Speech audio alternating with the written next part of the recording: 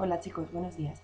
Bueno, seguimos con la serie de vídeos de la unidad 7, las estructuras, visto que el primer vídeo, a pesar de que a todos os costó un poquito poderlo descargar y abrir, bueno, pues ha tenido bastante éxito, lo habéis visto todos y sirvió para que el otro día pudiésemos trabajar muy bien en clase.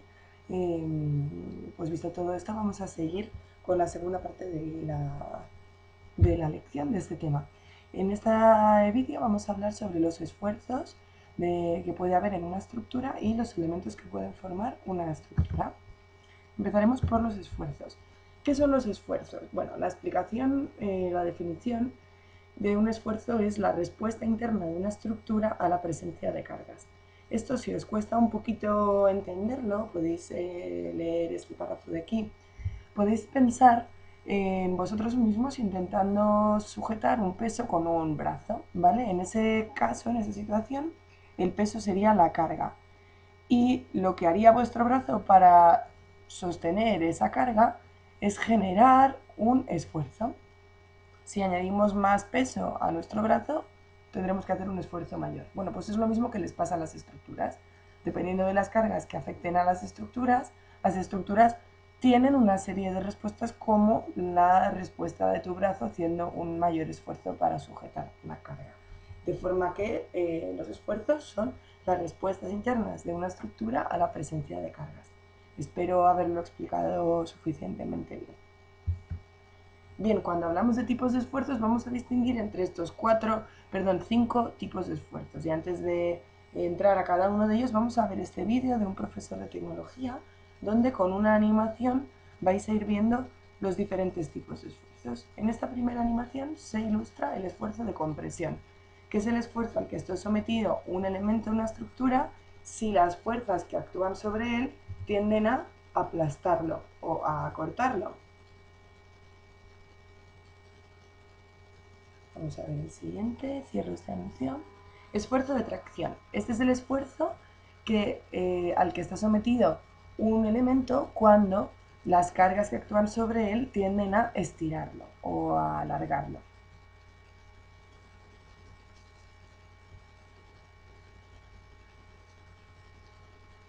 Pasamos al esfuerzo de flexión. Bien, este es el esfuerzo al que está sometido un elemento que por estar apoyado en dos puntos y tener una carga más o menos en su centro, tiende a doblarse por el efecto de esta carga. A esto le llamamos esfuerzo de flexión, porque flexionar es algo parecido a doblar.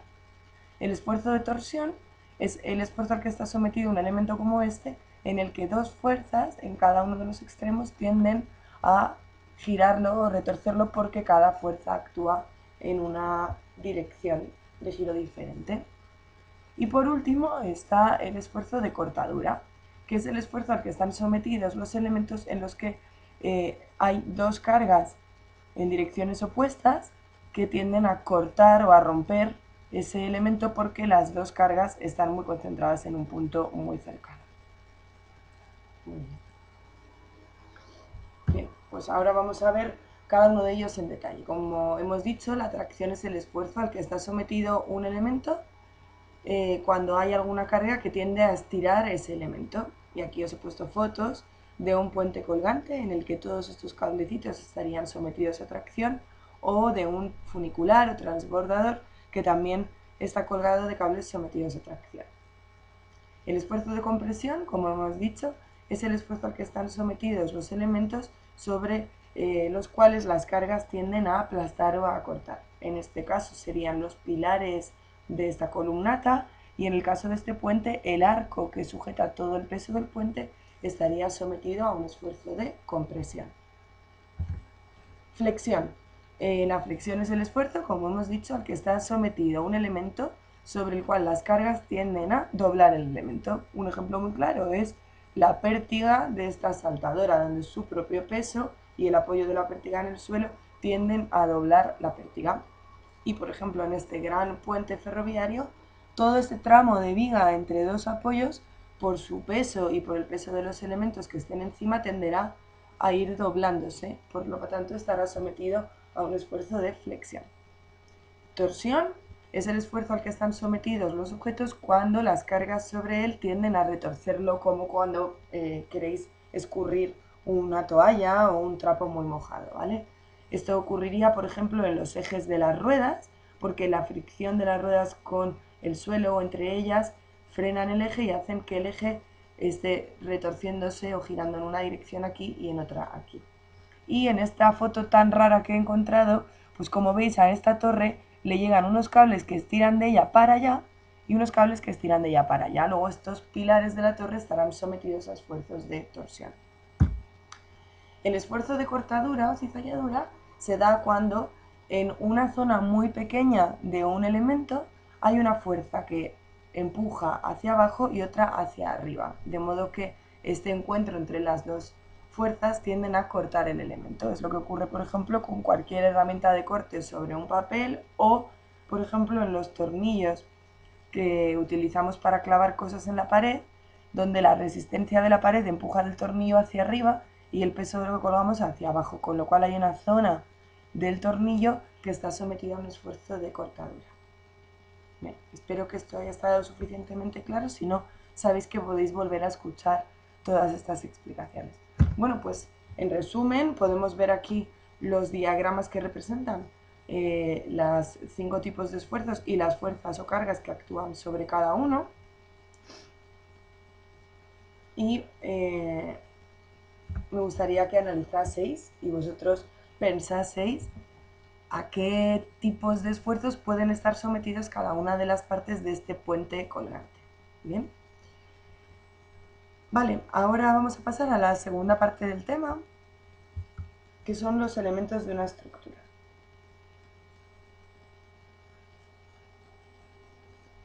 Bien, esto lo vamos a ver muy por encima, simplemente vamos a hablar de vocabulario del que ya hemos hablado en clase. Vamos a ver esta foto de una edificación y vamos a ir identificando elementos de los que ya hemos hablado. Por ejemplo, pilares son elementos esbeltos. Ahora, pensando ya en los tipos de esfuerzos, podemos fácilmente deducir que los pilares están sometidos a esfuerzos de compresión. Los muros, como este por ejemplo, son elementos masivos, no esbeltos como los pilares, y también soportan esfuerzos de compresión. Las vigas, como la que sujeta este pasillo de madera que va aquí de lado a lado, o la que está formando el dintel de esta puerta, son elementos horizontales que están sometidos a esfuerzos de flexión, porque la carga tiende a doblarlos. Y además en los apoyos, como en el caso del tornillo, tendrán esfuerzos de cortadura, porque por un lado estará actuando el peso hacia abajo y por otro lado la resistencia del muro hacia arriba. Los tirantes, como los que sujetan esta cubierta, todos estos elementos de madera con diferentes posiciones, son barras delgadas y algunos de ellos están sometidos a tracción, como estos, que están estirados por el peso, y otros a compresión, como este, que estará comprimido por el peso. En este elemento también podemos ver estos cimientos que corresponderían a alguna parte de la edificación que no se ve en la foto y que, como ya hemos visto en clase, son elementos masivos que están enterrados bajo la tierra y hacen la función de zapatos, es decir, de transmitir todos los esfuerzos de compresión y los pesos del edificio al suelo. Voy a añadir simplemente los arcos, que en esta foto, como veis, pues no hay ningún elemento en forma de arco, pero en esta del Coliseo de Roma sí. Los arcos son elementos curvos o más o menos curvos que dirigen el peso de lo que está encima de ellos hacia los apoyos. Luego también están sometidos a esfuerzos de compresión. Bien, con esto hemos terminado la presentación. Solo quería añadiros un par de ejemplos sobre cómo se han utilizado los arcos a lo largo de la historia de la arquitectura. Esto también lo tendréis como archivo adjunto a vuestro correo electrónico. A lo largo de la historia de la arquitectura se han utilizado diferentes tipos de arcos que podéis ver en este gráfico que también os he enviado. Los más comunes y que vosotros podéis ver en muchos elementos, en muchos ejemplos de la arquitectura románica en España durante los siglos XII hasta el siglo XIII, es el arco de medio punto, que es un arco semicircular, ¿vale?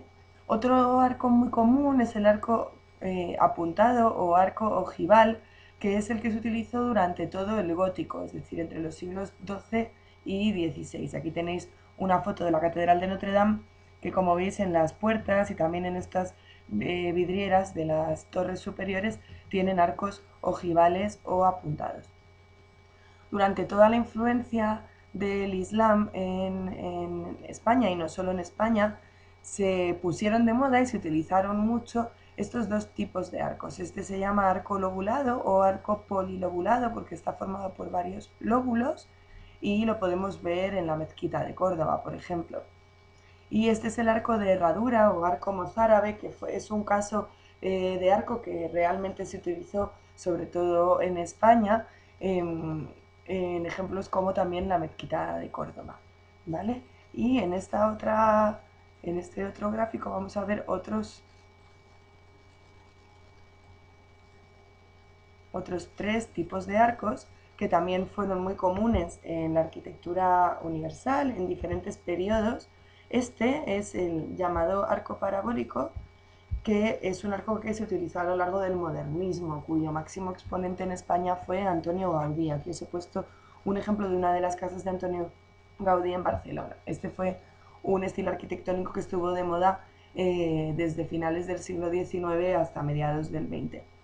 Y después el arco carpanel y el arco rebajado, o también llamado arco Tudor, han sido arcos que se han utilizado a lo largo de toda la historia de la arquitectura, como soluciones para repartir las cargas y también embellecer las fachadas de los edificios o las ventanas de las viviendas o también formar bóvedas en las catedrales. Bueno, espero que hayáis encontrado todo esto interesante.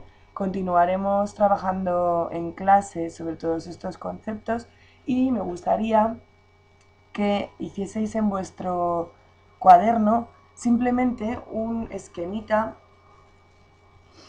de los esfuerzos, voy a volver aquí para que lo veáis, de los esfuerzos que puede haber en una estructura, ¿vale? Y me gustaría que apareciesen estos diagramas o que pudieseis sacar diagramas del vídeo que os he mostrado hace un momento y también me gustaría que debajo de cada uno de los diagramas colocaseis algún ejemplo escrito, como aquí, puente colgante, cables del puente colgante, para que os ayude a memorizar los tipos de esfuerzos. Esta parte del vocabulario no hace falta que la copiéis en el cuaderno porque ya la tenéis. Y la parte de los arcos sí me gustaría que al menos la imprimieseis para que la podamos revisar en clase y puede ser que en el examen os pregunte, os haga identificar algunos de los diferentes arcos. Ya os aviso que si os pregunto esto en el examen me voy a centrar, como os he dicho antes, en los más importantes, que son el arco de medio punto, el gótico y probablemente alguno de estos dos, pero sobre todo estos que tienen una gran presencia en la arquitectura de nuestro país. Bien, pues aquí os dejo, podéis ver el vídeo tantas veces como queráis y los archivos que adjunto al correo y en un ratito os enviaré un nuevo vídeo para que tengáis bastante trabajo para la Semana Santa.